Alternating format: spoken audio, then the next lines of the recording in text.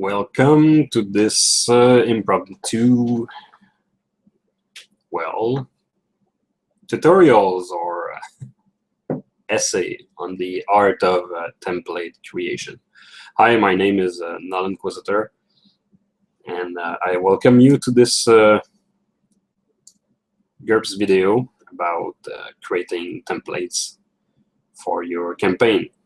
Chances are, if you are already a veteran GURPS game master, you probably already know about this. And if you're new to GURPS,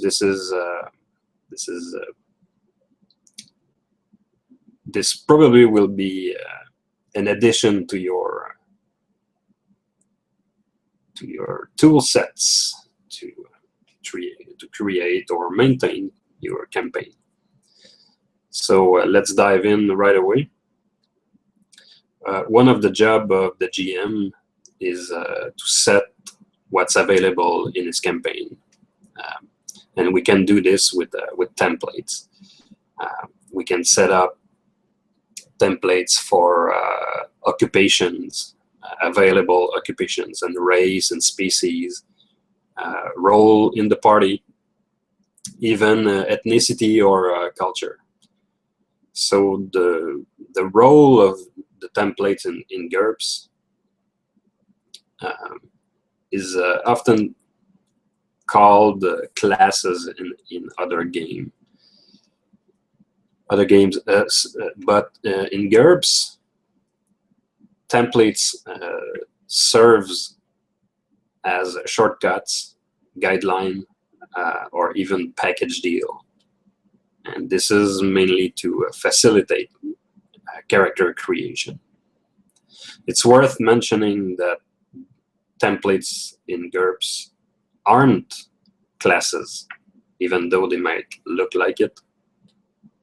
The thing is, oftentimes when you design a template, it's to gain time, to go faster. But at no point in the character creation process, the players are required to follow the template.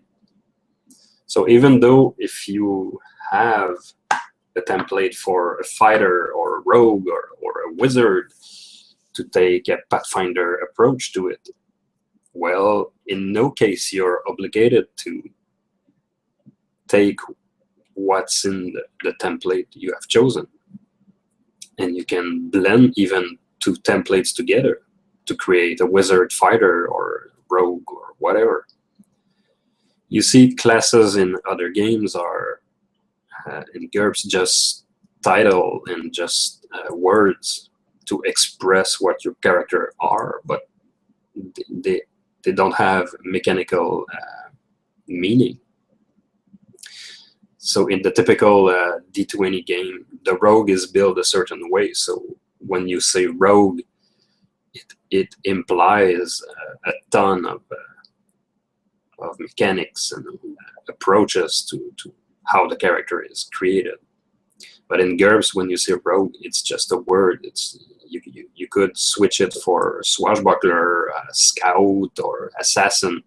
It doesn't mean anything. You could have the same build and call it different names. So it's worth mentioning that templates are not classes in the traditional sense of it. Also, templates are not a cheaper way to buy traits in GURPS. And I want to mention this because in GURPS 3rd edition, if you bought, for example, the Dwarf template, it gave you a bonus to strength, for example. And if you bought strength after that, you would use the cost as set in the book. And yeah, the strength and the stats in GURPS 3rd edition were bought with a different cost scheme. So you had like a rebate or a bonus by doing that. So if you place the template on another template and then buy strength on top of that, you could buy strength really cheap in the end.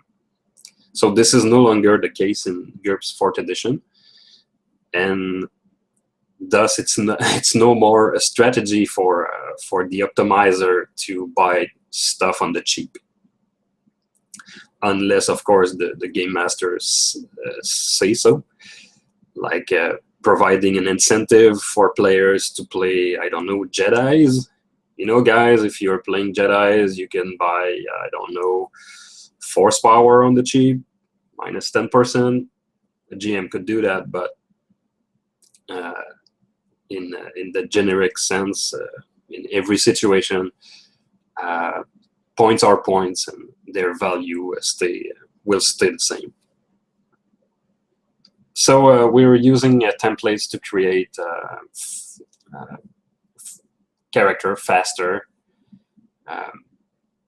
If you had, for example, every template in the world for your campaign, every race, every profession, a player could just pick the elf template and the ranger template, blend the two together, and he's ready to play right away.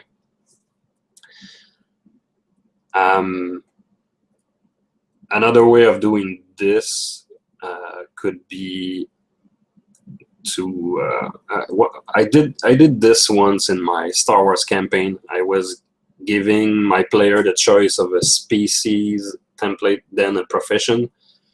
Then I gave my player an extra 100 points to customize their character. So that worked pretty well. So what I'm going to talk about here, how to create templates, are found in the GURPS basic set campaigns, page 445. So read that and practice a lot maybe. So from now on, I'm gonna talk about the types of templates you can have in a campaign. Or types of templates you could build for your campaign. And maybe I'll have an example. Maybe we'll create a template if time allows.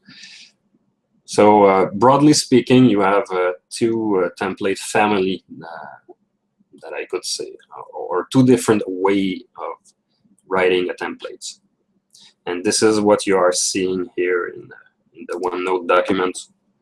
You have the racial template, and underneath you have the occupational or occupation template. Now, you will notice that they are slightly different in their approach, in their writing. So the first family of template, and this is my own take on it. You won't find this in the book. So you have templates that represent something and that is well defined with all the stats there and all the secondary characteristic and traits, advantage, disadvantage, skills, already calculated on your sheet and in the template, and everything is there. You can take the template and run with it. You can practically play the character as is. So this is the first family of template. And then you have a template like a plugin or a template that will modify an existing character. So for example, the racial templates would be one of them. If for example, if I'm creating a race, and this race will have a bonus in strength. I could do this like this. So this will modify an existing character, existing concept. So it's like a plugin. But if I'm going the self-contained template, I would use the one underneath, like a character build with all the stats laid out and everything in its place. So it's kind of two ways of writing your templates, but there is no real good way to do this. So you could very well invent your own way of writing templates for your game. This is just something I've noticed over time. Some templates are better represented for myself as modifiers, as a plugin, and at other times this is better to just define the piece. If I want to create a monster, for example, so I will not have the need to plug this monster template on another race. So this will be self-contained. So I will treat it like a full-on character. So I will just have all the stats. And if, for example, in my Anoran game, there is a monster, they are called Cram or Oasis Zombie. And these are created by adventurer that are careless and they just they undergo a transformation by doing something that I let very loose and open. But something is going bad at an oasis, be it a toxin in the water or some curse. If you defile the place, the sacredness of the place. But let's just say that something bad happened in an oasis and something will transform somebody into a Cram. So this for me is a template modifier or a plugin. So anybody could become an oasis zombie. So yeah, this is let's go on template types. You have occupational or profession templates. This is for your knights, thief, wizard, mecha pilot, time traveling agent, fortune teller. It's the profession you do every day. It's your occupation, basically, or what we think as a class in Pathfinder or D&D. Then you have cultural templates. Be it in my Anoran game, you have the Minari, the Ebahin, you have the Valar, but this could also be like 21st century North America. This could be 12th century Japan. It's the broad culture you're in. Cultural templates are especially useful when you're doing the cross-world campaign, when you have several worlds and your characters are traveling from one to the other. And this is useful then. Then you have the race or species templates. This is your elf, dwarf, halfling, lizard man, the greys, the two-headed giant, whatever. So these races, yeah, they will be more like modifier to an existing character than self-contained. Also, these templates, these species template, will oftentimes be broad, very broad and closed. Like you cannot be a dwarf if you don't have at least a +2 in strength and a sense, an advantage to detect precious metal in the ground. I mean, if every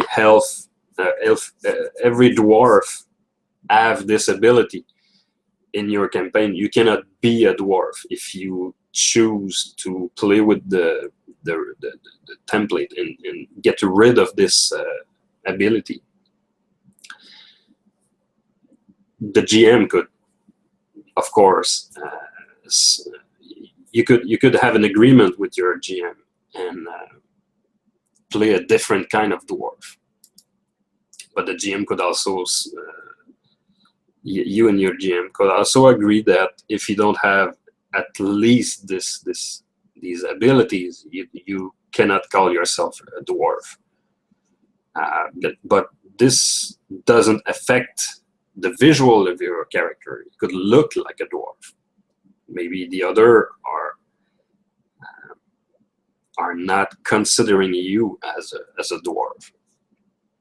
So there's this things that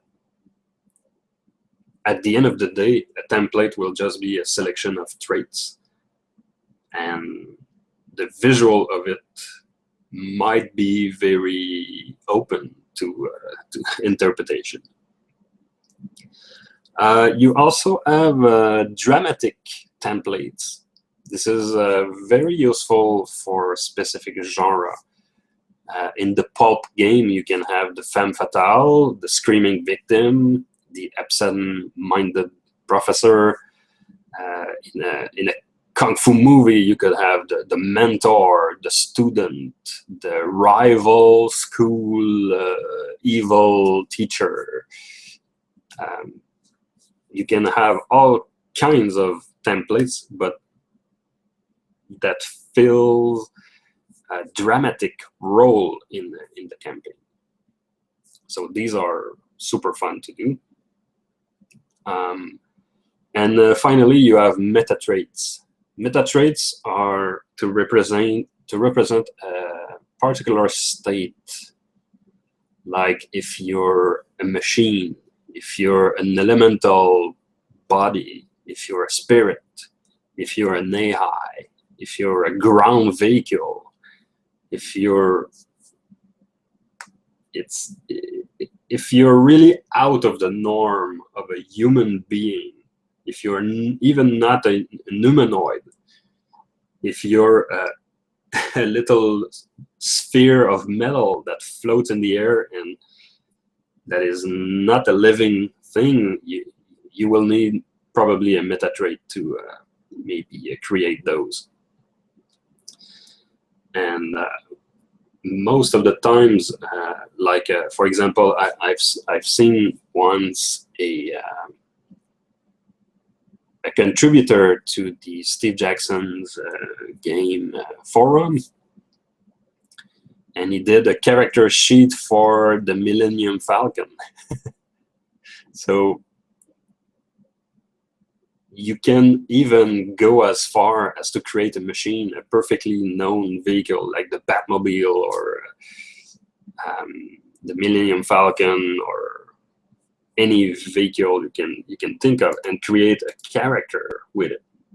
So it's pretty rad, but it's extreme also. So meta traits are templates maybe that will be more extensive than other templates. You see, you could go into a route.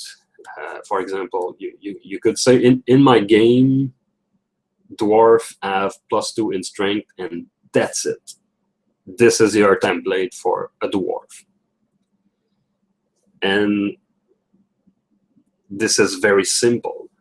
A meta trait can go very complicated fast. If you're creating a list of traits, or to create a ground vehicle or some kind of machine, you can end up with a lot of stuff going on. But this is why you create a template. You fold everything you can think of under this meta trait, and you call it machine or cyber machine. And then later on, when you create a character, you can just write on your character sheet cyber machine with the cost, and that's it. You don't have to repeat all that list. This is one way of doing it. So let's talk now about concept. When you create a template, you need to have a clear concept in your head.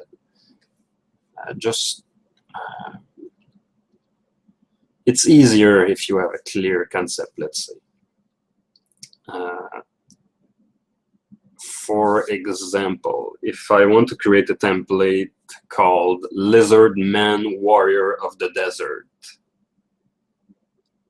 this is very specific for a concept. In your game, this can be like very important. Maybe all your PCs will be Lizardman Warrior of the Desert, and that's fine. But another GM could break it down like, this is a Lizardman template with a Warrior template with a Dweller of the Desert template combined. And for another GM, this could be just like a Lizardman template with a bunch of skills next to it. So there is a different way of approaching it, but a clear concept of your templates is key in and write it down. And as you design your template, maybe return to the concept often to validate what the choices you are doing along the way. Just to remind you to make it clear, to reinforce the concept, maybe to throw out stuff that you're trying to add or force inside your template.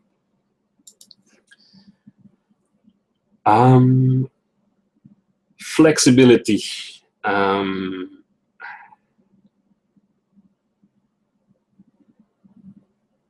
The notion of flexibility when you are creating a template comes very quickly. Just because of the fact that no character should be the same. You have to take into account what traits are shared by everyone in your occupation, race, etc. And what traits are not shared by everyone, and what traits are obligatory.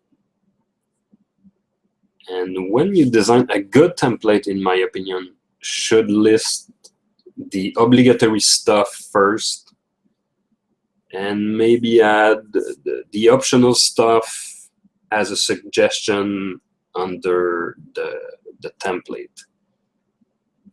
But you should focus on make it to just list everything that this particular template is shared by every member of this template or every person who had it. So yeah, it's important. Try to be also as flexible as you can. An example of that would be, let's return to the dwarf. A dwarf with a +2 in strength, a racial +2 to strength. That means that even baby or the elderly have +2 in strength. You have to remember that. That means that even the weakest dwarf would have, let's say comparative to a human, let's say a dwarf, a human with a 7 in strength is pretty weak as compared to the 10 strength of a normal human. Well, if you have a +2 differential between the dwarf and the humans, this 7 strength human in dwarf form would have 9.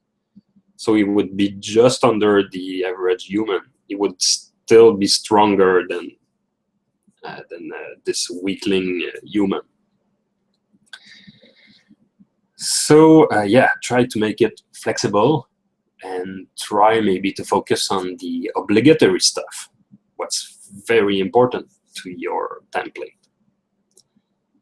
Now talking about selecting the selection of your traits. So attributes in the book, in the GURPS Basic, they suggest that most templates should revolve around an attribute range of 9 to 13. Just to make sure that no template is too strong or too weak. If I'm creating a dwarf template with a plus 20 in strength, this you can see, you will see rapidly something happening in the game. The dwarf could suddenly rule the world with no problem, as even their elderly grandma can throw the most proficient soldier and warrior into the air and kick them out the city, literally. So yeah, try to keep it under wrap. Compared to a 3rd edition guy, attributes in 4th edition are stronger, or a little bit stronger. So the reflex I had to give like +5 to a template, now I'm taking it down to +2 or +3 at most, just because stats are more effective than they used to be. Secondary characteristic selection, they suggest in the book that you should leave them at base value unless you want a quicker race or a race that is more willful or more perceptive, but you should leave it at base value just for generic reason and flexibility. Adds and disads, yeah, you list the traits you want. Quirks. Some races have a racial quirk. You can add them, but I would recommend that you go easy on the racial quirk and maybe not give every race a quirk, just because it will be stereotypical and fast. Unless your world is very stereotypical, like every elf is a snobbish asshole, you could give the elves the snobbish asshole quirk. But if every dwarf have a Scottish accent, you could give that quirk to this race. But be careful, just because you will narrow the roleplay opportunity of a player maybe by just a single -1 point quirk. So be careful of that. Skills, in the basic sets, they propose a way to select skills for templates by dividing skills into primary skills, secondary skill, and background skills. So personally, I went for a long, and I'm still doing it, I'm just using skills and not dividing them by primary, secondary, background skill. Primary skills being like super important for your character, giving it 4 to 8 points minimum, ensuring that this character will have this skill at an important level. And then secondary skills are quite important, but not so crucial to the concept. So we'll give those skills a 2 or a 4 point maximum. And background skills are like, yeah, a character of this type should have at least a basic understanding of that and that. So yeah, and by just investing more points in a skill, you can make it more primary or less. So yeah, if you're used to creating templates. You could not use this gimmick. I feel that this way of splitting the skills into 3 categories are it's very much to explain to a player in your future campaign what is very important for this profession or race or and secondary, and it's for a better understanding of the occupation or the template you are proposing. So for GM templates, I would not use this primary, secondary, and background. Just, yeah, it's too much detail for nothing.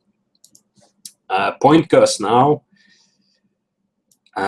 As you add and subtract and modify traits on your template, keep a tally of the point cost of everything, and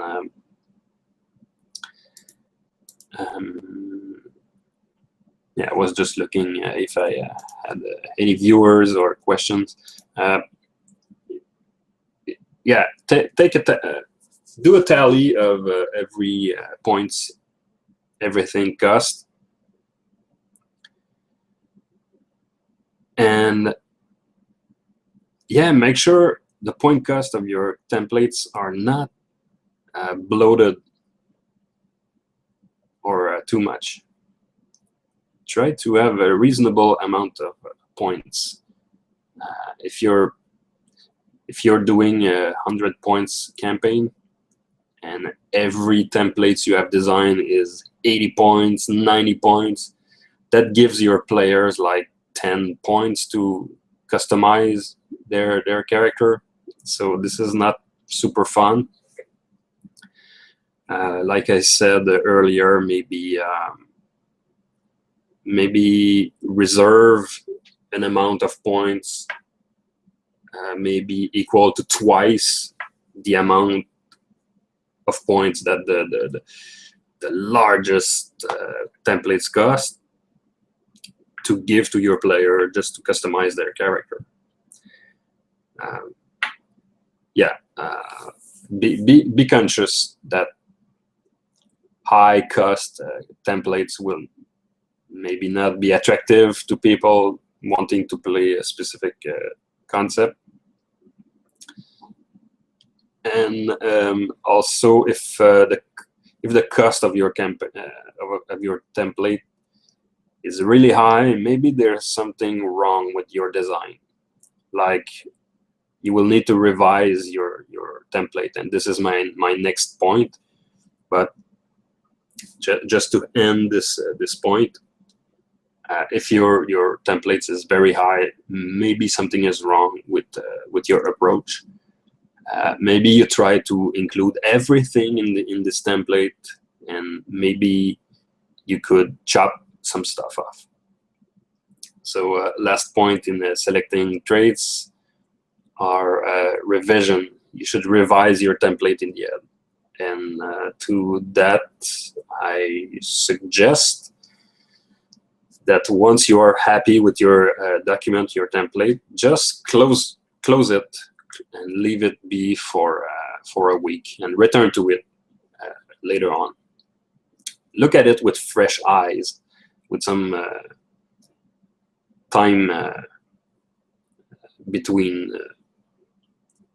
And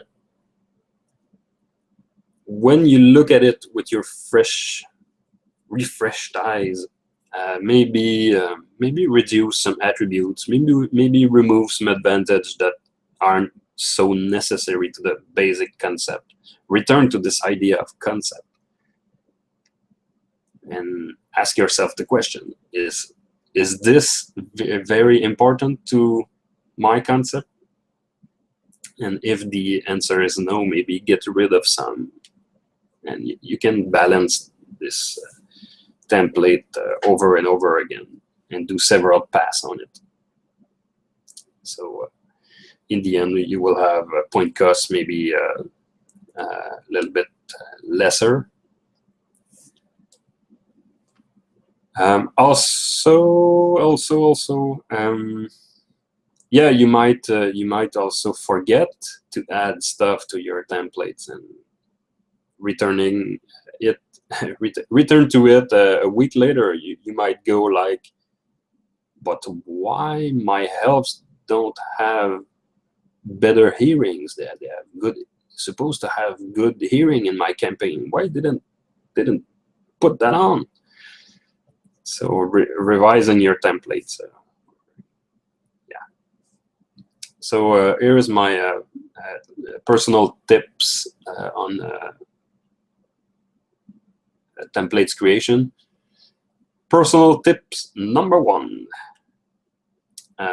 If I can imagine a character of this profession, of this race, not having a particular trait, it's not a part of the template. If everyone have it, or if everyone have some measure of it, it should be in the template.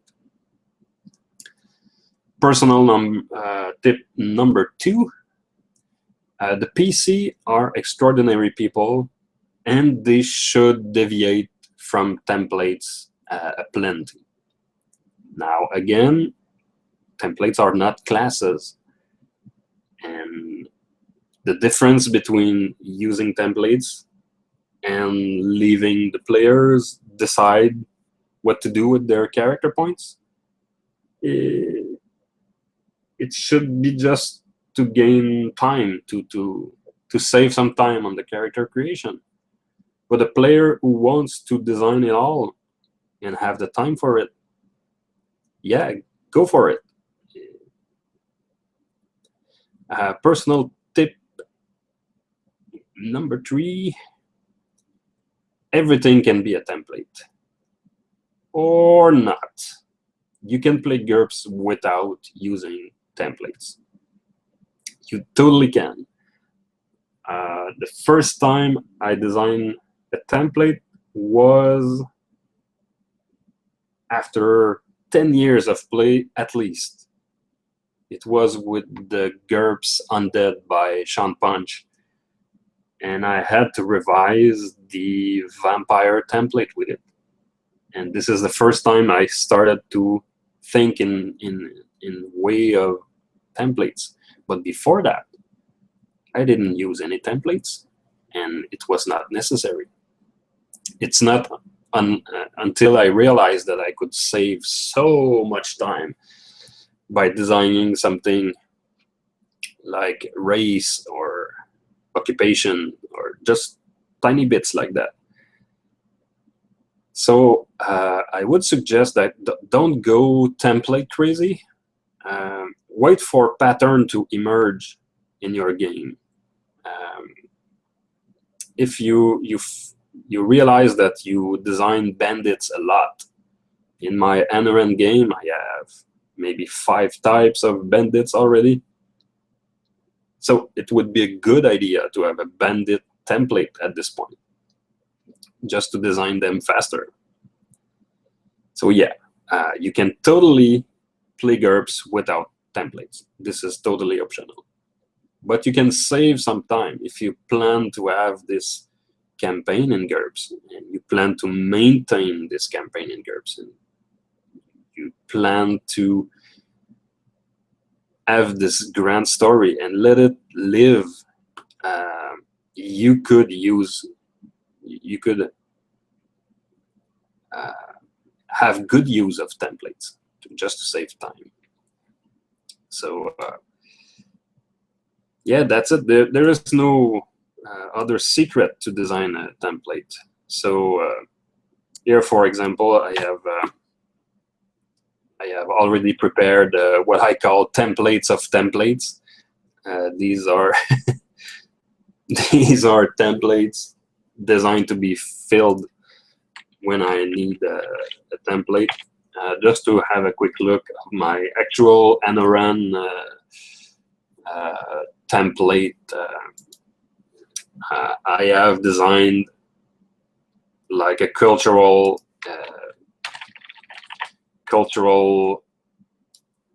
basic template costing 0 point for the typical Anorian.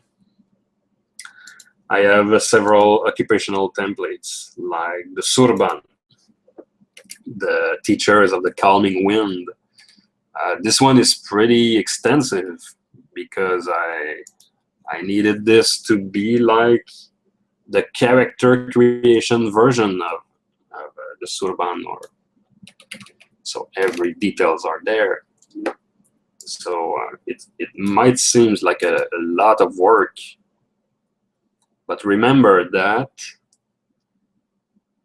and I just realize it's not it's not totally finished, but this this came from a lot of writing something down, let go of it for several weeks, and come back to it and work on it some more. So it's a distilled form of it's distilled. So don't be overwhelmed by the quantity of information. I could very well try to spread it like this, and just make it easier to read. I could list the advantage like in a linear fashion. I could do something like this. You see, just by doing that, you see that the advantage of a Surban is clerical investment at 5 points, and then you have it specified plus 15 points in blah blah blah blah. So all this part here is it's a list, it's a suggestion. So really, to be a Surban, you just need the first one here. You just need to be invested, clerically invested. So yeah, don't be overwhelmed. Since we are on the web, you don't have space to spare, so you can write it like a long list of stuff just in a linear fashion. What else? See, here you have the first guild member or merchant. And let me do a little bit of dusting off, reformatting. Then just a list. Let's do this way. This is a skill. This is another skill. 2 more. So in my games, to be a first guild member, you need this. Just this. You need to be wealthy, a status, higher status. You need to know about business, politics, diplomacy, and merchant, and of course the merchant skill. And that's it. You are a first member guild. What else? I have racial templates. The dwarf, the mountain dwarf. It's pretty much the basic dwarf in GURPS, maybe with a slight different approach. The humans, I have the Hebahin, the dark-skinned people. I have the Minari, who are my desert people. And I have the Mariner. We didn't have any Mariner yet in the campaign, but this could be fun. People who live on the sea. Yeah, what could I say?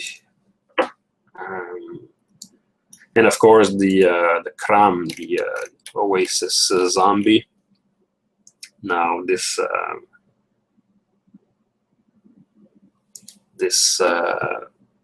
template, and maybe in another video I could show you how to use the GURPS character assistant to create automatic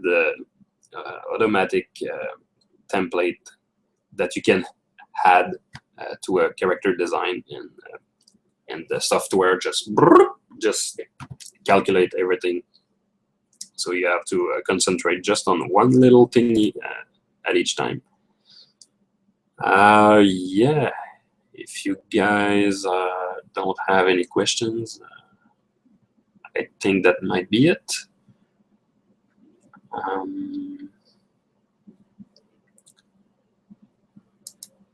Yeah, I think I'm gonna call it. If you have any questions, just use the YouTube page of this video and just I'm gonna reply to you.